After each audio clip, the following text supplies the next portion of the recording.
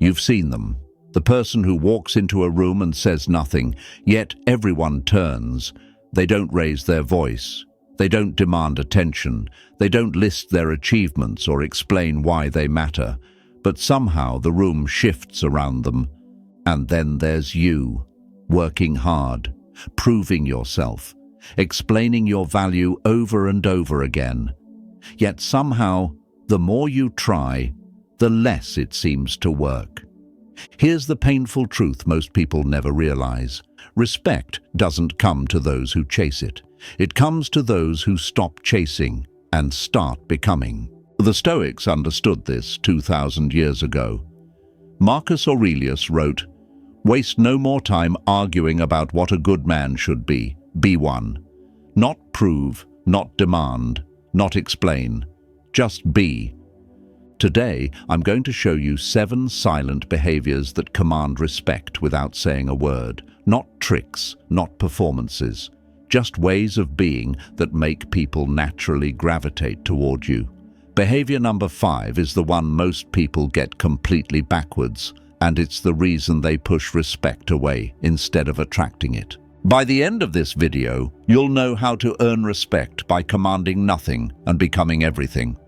If you're tired of chasing what should come naturally, subscribe and let's begin. Behavior. Number 1, speak less, but mean every word. In a world where everyone is fighting to be heard, the most powerful thing you can do is stay quiet until you have something worth saying. The first silent behavior. Speak less, but mean every word. Here's what most people don't understand. Words lose value the more you use them. When you talk constantly, filling every silence, sharing every thought, jumping into every conversation, your words become noise, background sound. People stop listening, not because they don't like you, but because they've learned that most of what you say doesn't matter. And that's exhausting to admit. Because you probably think talking more makes you more visible, more relevant, more respected. It doesn't. It makes you forgettable. But when you speak rarely, something shifts. Every word you say becomes an event. People lean in, they pay attention, they remember what you said, because you don't waste their time with words that don't carry weight. I learned this from a man named Victor. He was a senior advisor at a company I worked with years ago. In meetings, he barely spoke. Others would debate, argue, interrupt each other, fill every second with opinions and reactions. Victor just sat there, listening, watching. At first, I thought he had nothing to contribute. Maybe he was out of his depth. Maybe he just didn't care. Then one day, after 20 minutes of chaos, Victor said one sentence. Just one. I don't even remember the exact words, but I remember what happened next. The room went silent. Everyone stopped. People wrote it down. That one sentence cut through everything. It clarified the entire conversation. And suddenly, the meeting had direction. I watched this happen again and again. Victor would stay quiet for most of the discussion. Then he'd speak, once, maybe twice, and every time his words landed like they weighed something. Years later, I finally understood. Victor wasn't quiet because he had nothing to say. He was quiet because he understood something most of us don't. Silence is not emptiness. Silence is power held in reserve. Epictetus said, "We have 2 ears and 1 mouth so that we can listen twice as much as we speak." The Stoics valued measured speech, not because talking is bad, but because careless words reveal a careless mind. A man who speaks with intention is a man who thinks with intention, and that's someone worth respecting. So here's what I want you to try. Before you speak, ask yourself 3 questions. Does this need to be said? Does this need to be said by me? Does this need to be said right now? If any answer is no, stay silent. Let the moment pass. Save your words for when they truly matter. Do this for 1 week. Watch how people start leaning in when you speak. Watch how your words begin to carry weight they never had before. Because the man who speaks less but means every word is the man people remember. Speaking less creates weight, but there's another behavior that creates something even more powerful: trust. Behavior number 2. Keep your promises, especially the small ones. Anyone can make a promise. That's the easy part. The question is, what happens after? The second silent behavior. Keep your promises, especially the small ones. Here's what most people miss. They focus on the big promises, the major commitments, the ones everyone is watching. But respect isn't built in grand gestures. It's built in the tiny moments no one else notices. You said you'd call back, did you? You said you'd be there at 7. Were you? You said you'd send that email today. Did you actually do it? These feel like nothing. Small, forgettable. Who cares if you're a few hours late on a text? Everyone cares. They just don't tell you. Because every broken, small promise chips away at your credibility, silently, invisibly, and every kept small promise builds it. Until one day people realize something about you that they can't quite explain. This person does what they say, every single time. That's trust. And trust is the foundation of respect. I learned this from watching a man named Thomas. He wasn't impressive by typical standards, didn't talk about his achievements, didn't try to stand out. In a room full of louder, flashier people, you might not even notice him. But I noticed something. If Thomas said he'd do something, it was done. Not most of the time, every time. If he said, "I'll send it tomorrow," it arrived tomorrow morning. If he said, "I'll be there at 8," he was there at 7:55. If he said, "Let me think about it and get back to you," he got back to you, even if the answer was no. No reminders needed, no follow-ups, no excuses. At first I didn't think much of it, but over time I realized something. I trusted Thomas more than people who had achieved 10 times as much. Not because of what he said, but because of what he did. Quietly, consistently, without ever asking for credit. That consistency became his reputation, and that reputation became his power. Marcus Aurelius wrote, "If it is not right, do not do it. If it is not true, do not say it." The Stoics understood that integrity isn't one big moment. It's 1,000 small ones. Every promise, no matter how tiny, is a test of your character. Pass enough of them, and people stop testing. They just trust. So here's what I want you to do. This week, track every promise you make, every single one. I'll text you later. I'll look into that. I'll be there. Write them down if you have to.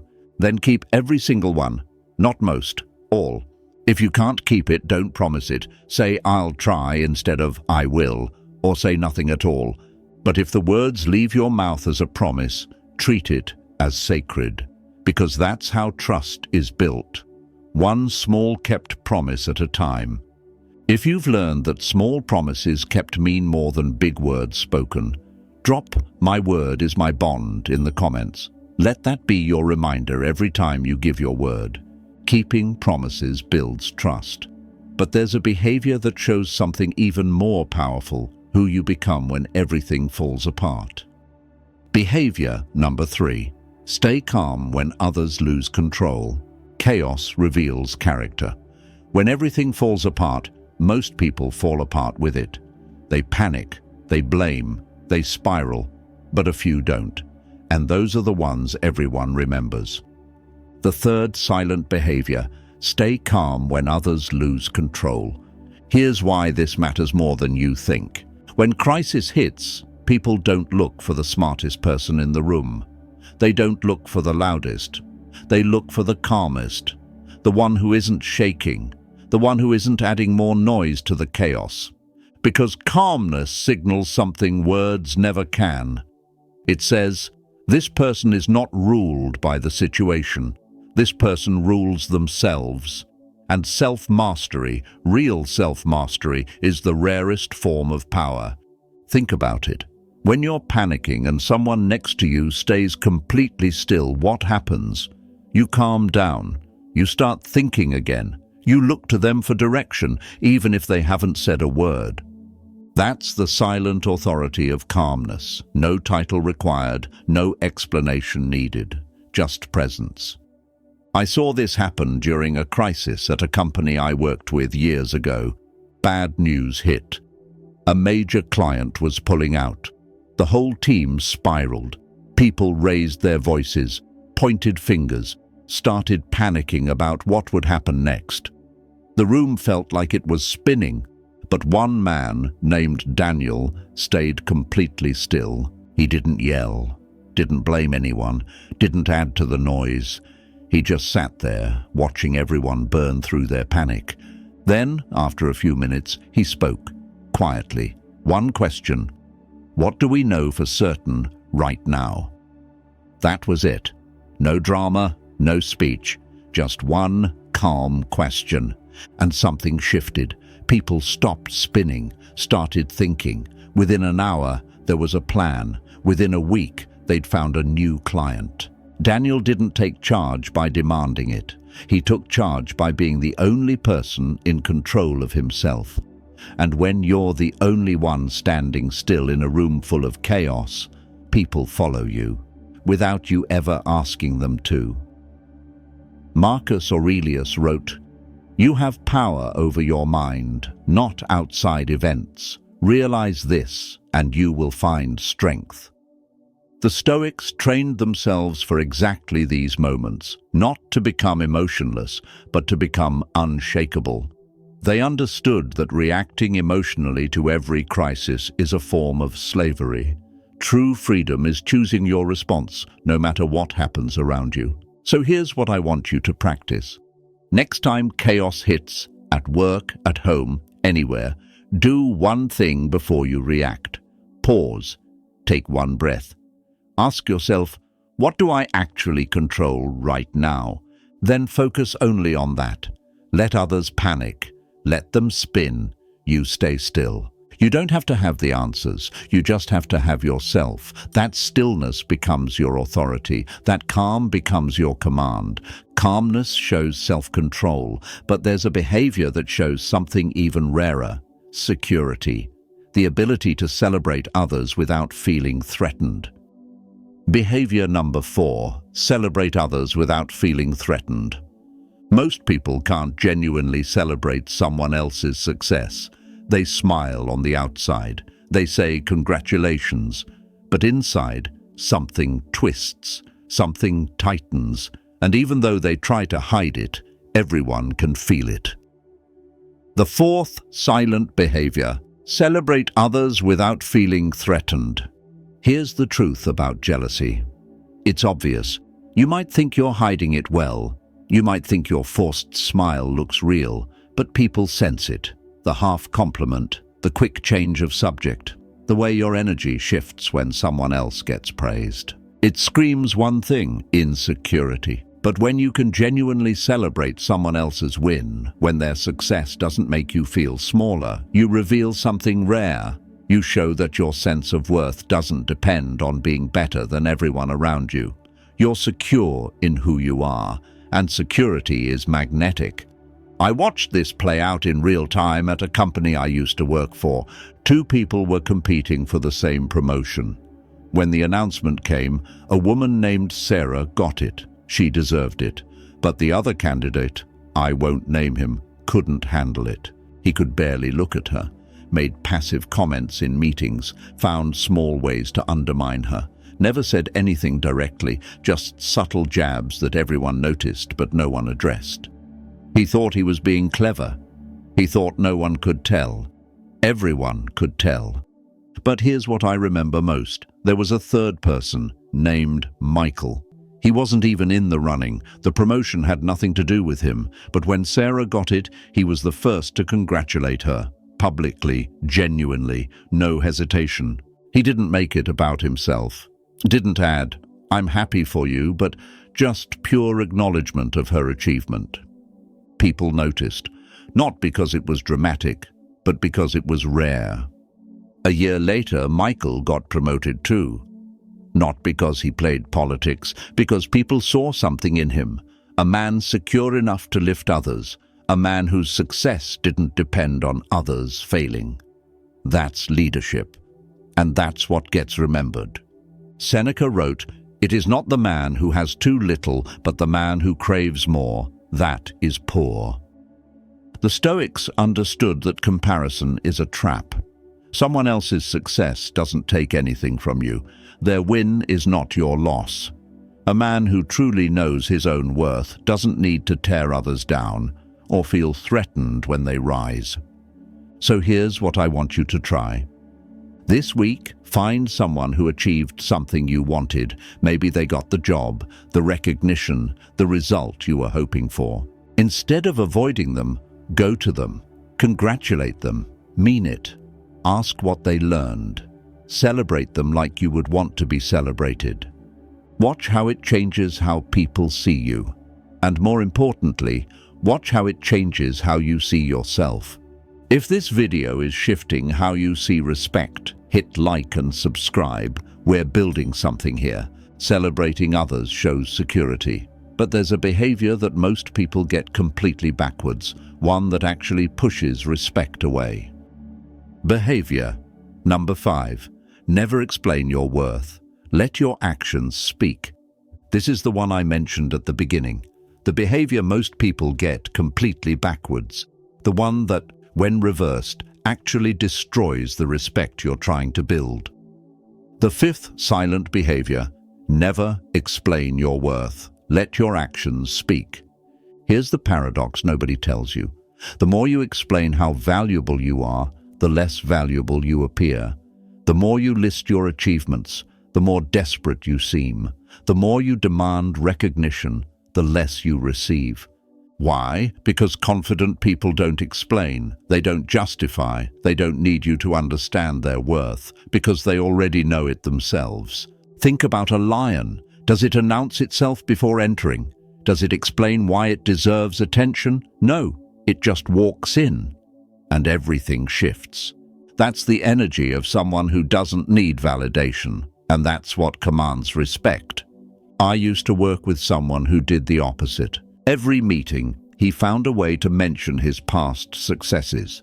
Every conversation circled back to his credentials. When I was at my last company, I actually built that system from scratch. People don't realize how much I contributed to that project. He thought he was building respect. He was actually destroying it.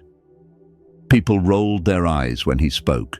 They avoided his calls. They quietly dismissed him. Not because he wasn't capable, but because he couldn't stop telling everyone how capable he was. Then there was another man named Robert. Robert had achieved twice as much, maybe more, but he never mentioned it. Ever. You'd work with him for months and have no idea about his background. He just showed up, did excellent work, and let the results speak. When I finally learned his full story from someone else, not him, it hit completely differently, because he never needed me to know. He never asked for recognition. He just was. That quiet confidence said more than 1,000 explanations ever could. Marcus Aurelius wrote, "Waste no more time arguing about what a good man should be. Be one." The Stoics didn't talk about their virtue. They practiced it. They didn't explain their philosophy. They lived it. They understood that true worth is demonstrated, not declared. The moment you have to tell someone you're important, you've already revealed something, that you don't fully believe it yourself. So here's what I want you to do. Stop explaining yourself. Stop listing your achievements in conversations. Stop seeking validation through words. Instead, let your work speak. Let your consistency speak. Let your actions build a reputation that needs no introduction.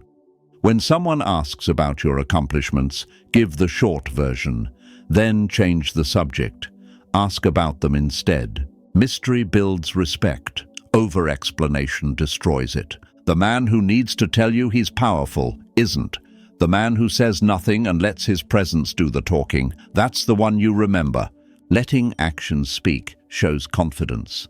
But there's a behavior that shows something even more powerful, the strength to admit when you're wrong. That's behavior number 6. Behavior number 6, admit when you're wrong without drama. Most people will do anything to avoid admitting they're wrong. They'll argue, deflect, twist the facts, make excuses, blame circumstances, anything to protect that fragile thing called ego. And in doing so, they destroy something far more valuable: respect. The 6th silent behavior, admit when you're wrong without drama. Here's what most people get backwards. They think admitting a mistake makes them look weak. They think people will lose confidence in them. They think saying, "I was wrong," is the same as saying, "I'm not good enough." It's not. It's the opposite. When you can say, "I was wrong," without excuses, without drama, without turning it into a performance, you show something most people can't. You show that your ego doesn't control you. You show that truth matters more than your image. And that kind of honesty, it's rare, and rare is respected. Think about it from the other side. When someone admits a mistake cleanly, no spin, no blame, no lengthy explanation, don't you trust them more? Don't you feel like, finally, here's someone who won't hide things from me? That's the power of owning your mistakes. It doesn't lower you, it elevates you.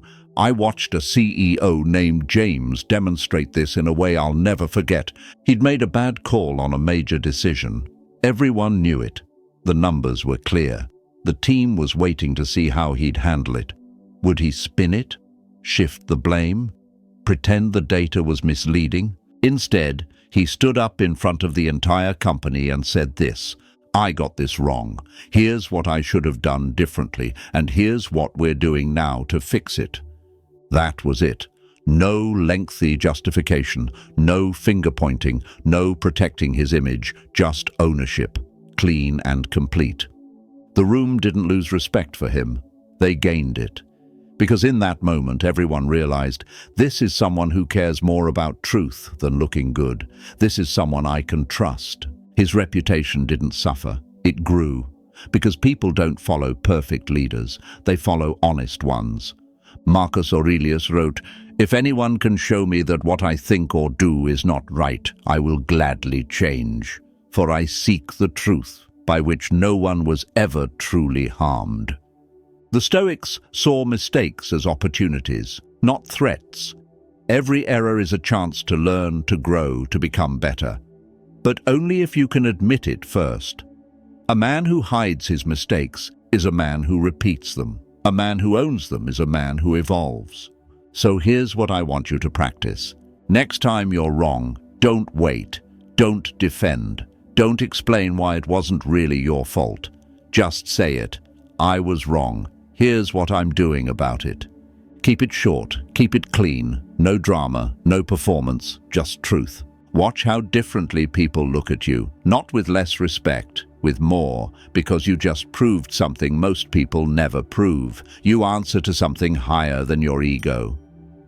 Admitting mistakes shows integrity, but there's one final behavior that ties everything together: the way you treat people who can do nothing for you. That's behavior number 7. Behavior number 7. Treat everyone the same, regardless of status.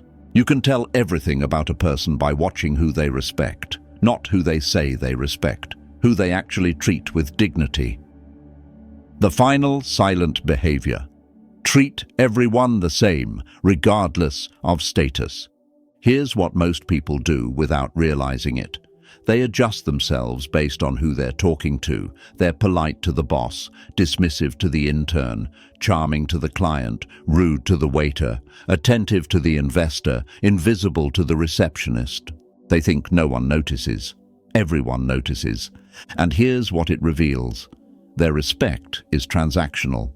It's not about the other person. It's about what that person can do for them. And if that's how they treat strangers, how do you think they'll treat you when you're no longer useful? But when you treat everyone with the same respect, the CEO and the janitor, the investor and the delivery driver, you reveal something rare. You show that your respect isn't for sale. It isn't based on what someone can give you. It's based on who you are. That consistency, that's what people remember long after you've left the room. A friend of mine told me a story that changed how I think about this. He was interviewing for a senior position at a company. Big opportunity. He prepared for weeks. The interview itself went perfectly. He impressed everyone in the room, said all the right things, left feeling confident. But he didn't get the job. Months later, he found out why. On his way out of the building, he'd passed the receptionist. Didn't say thank you, didn't acknowledge her, just walked by like she wasn't there. What he didn't know was that the CEO always asked the receptionist one question after every interview. How did they treat you? One moment of dismissiveness. One person he thought didn't matter. That's all it took. Meanwhile, the person who got the job, less experienced, less polished, had stopped to chat with the receptionist, asked her name, thanked her genuinely on the way out. Same qualifications, different character, different outcome. Seneca wrote, "Associate with people who are likely to improve you. Welcome those whom you are capable of improving." The Stoics didn't measure people by status. They measured them by character. Every person, regardless of title, wealth, or position, deserves basic dignity. Not because of what they can offer, but because that's what a good person does. So here's what I want you to practice. For 1 week, pay attention to how you treat people who can do nothing for you. The cashier, the cleaner, the stranger holding the door, the person you'll never see again. Treat them exactly how you'd treat someone important. Look them in the eye. Say thank you like you mean it. Acknowledge them as human beings. Because how you treat people when it doesn't benefit you is exactly who you are. And that, more than anything else, is what commands respect.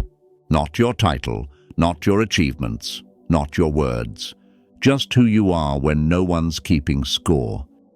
Respect isn't something you demand, it's something you attract by who you become when no one's keeping score. No tricks, no performances, just quiet consistency. The way you speak, the promises you keep, the calm you hold, the way you treat people who can do nothing for you. If this video shifted something in you, subscribe and share it with someone who needs to hear it. The Stoics didn't chase respect. They became the kind of person respect naturally follows. Command nothing, become everything, and let the world come to you. I'll see you in the next video.